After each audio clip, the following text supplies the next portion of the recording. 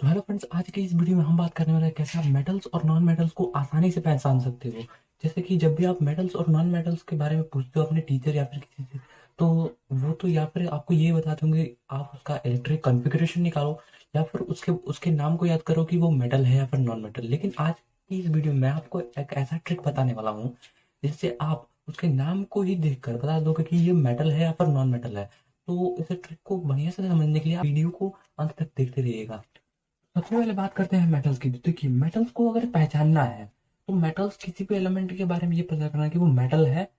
तो उसको देखिए, उसको पहचानने के लिए सबसे पहले आपको उसके नाम, अगर आप नाम लेंगे किसी भी एलिमेंट का नाम अगर आप ले लें, जैसे कि एल्यूमिनियम हो गया, एल्यूमिनियम में लास्ट में एम, तो किसी भी एलिमेंट के लास्ट के वर्ड में एम आ जाए तो वो होगा मेटल। तो ये काफी इजी है, क्योंकि एम से मेटल और एम उसके लास्ट में एम आ जाए तो वो हो जाएगा मेटल। ठीक है, एल्यूमिनियम में लास्ट में एम। जैसे कि कुछ एग्जांपल देते हैं। तो ट्रिक तो ये था कि लास्ट में अगर किसी भी एलिमेंट के लास्ट में एम आ जाए तो वो क्या होगा, मेटल होगा। तो एग्जांपल में जैसे कि देखिए, लिथियम, लिथियम क्या है, लास्ट में एम यानी कि ये होगा मेटल। बेरिलियम क्या है, बेरिलियम के लास्ट के वर्ड में क्या है, एम, यानी कि ये होगा मेटल। सोडियम क्या है, सोडियम में लास्ट के वर्ड में एम यानी कि ये होगा मेटल। लास्ट में यहाँ पर भी एम, ये भी मेटल, लास्ट में यहाँ पर भी एम, ये भी मेटल, और लास्ट में सोडियम में भी एम, ये भी मेटल, और इसमें भी एम, ये भी मेटल, और इसमें भी एम, ये भी मेटल।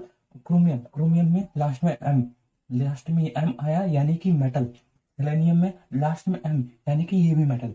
ठीक है, तो देखिए, मेटल्स को पहचानने की यही ट्रिक है कि आप किसी भी मेटल में, किसी भी एलिमेंट में अगर लास्ट में एम देखिए, अगर उसके नाम को लेते वक्त उसके लास्ट में एम आ जाए वो होगा मेटल। ठीक है, ये काफी इजी है, इजी ट्रिक है, तो आसानी से पहचान जाएंगे। ये कुछ एक्सेप्शंस है, जैसे कि आयरन, सारे सारे ऐसा नहीं है कि सारे मेटल्स में एम आएगा तो ही होगा, कुछ एक्सेप्शंस है, जैसे कि आयरन हो गया, कॉपर हो गया। तो एक्सेप्शंस मैं लिख देता हूँ यहाँ पे। जैसे कि एक्सेप्शन में कुछ हो जाते हैं, एक्सेप्शंस तो होते ही हैं हमेशा जगह।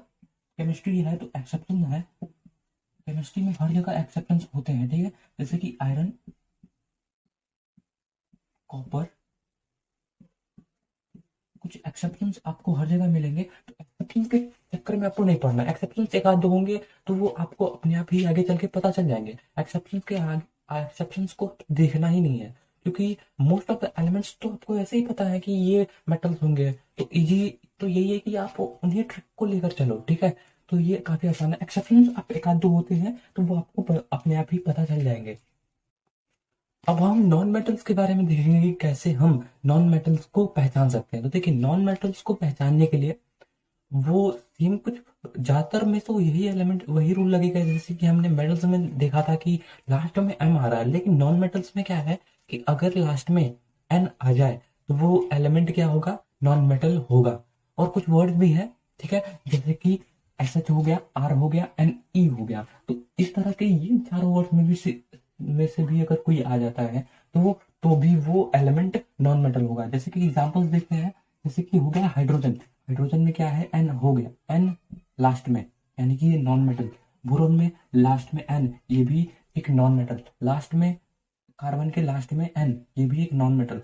नाइट्रोजन के लास्ट में एन, ये भी एक नॉन मेटल। ऑक्सीजन के लास्ट में एन, यानी कि ये भी एक नॉन मेटल। फ्लोरीन के लास्ट में एन ई। तो देखिए, आप इस तरह से भी याद रखते हो। नो, नो हिंदी में आप इस चीज को याद रखो तो काफी आसान होगा। नो या फिर सौ, नो या फिर सौ, इसको हिंदी में भी अगर याद रखो तो काफी आसान रहेगा। ठीक है, क्योंकि इंग्लिश में आपको दो तीन लेटर्स याद रखने पड़ जाते हैं, लेकिन आपको हिंदी में बस दो वर्ड्स याद रखने पड़ेंगे, जिससे कि आप आसानी से याद रख सकते हो। या फिर नो और सौ और रॉ भी, रॉ से भी आता है। ठीक है, तो देखिए, नियोन में लास्ट में एन यानी कि ये भी एक नॉन मेटल। सिलिकॉन में लास्ट में एन यानी कि ये भी एक नॉन मेटल। फॉस्फोरस, तो आ रहा है, यस, तो आ रहा है। ठीक है, फॉस्फोरस लास्ट में तो यानी कि ये भी एक नॉन मेटल। सल्फर यानी कि लास्ट में रॉ आ रहा है, रॉ यानी कि ये भी एक नॉन मेटल। क्लोरीन लास्ट में एन ई आ रहा है, मैंने पहले ही बताया था कि एन ई आ जाए तो यानी कि वो होगा एक नॉन मेटल। ठीक है, आर्गन, नो आ रहा है लास्ट में यानी कि ये भी एक नॉन मेटल। क्रिप्टन, क्रिप्टन आ रहा है यानी लास्ट में, क्रिप्टन के लास्ट में क्या आ रहा है, एन आ रहा है, यानी कि ये भी एक नॉन मेटल। ठीक है, अब देखिए, कुछ एक्सेप्शंस हैं, जैसे कि हीलियम, हीलियम को मैंने क्या बताया था, लास्ट में अगर एम आ जाए तो वो मेटल होगा, लेकिन देखिए हीलियम एक नॉन मेटल है, ठीक है। एक्सेप्शन में क्या है, हीलियम, एक्सेप्शन में हीलियम है, क्योंकि हीलियम एक नॉन मेटल है।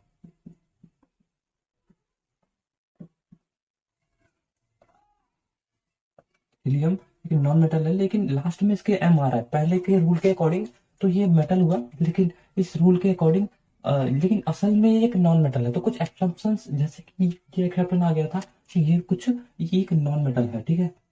तो ये एक आध दो एक्सेप्शन होंगे, लेकिन उसके चक्कर में आपको नहीं पढ़ना है, वो तो आपको खुद ही आगे चल के पता चल जाएगा, क्योंकि धीरे धीरे आप उसको चीजों को सीखोगे तो वो अपने आप ही आ जाएगा।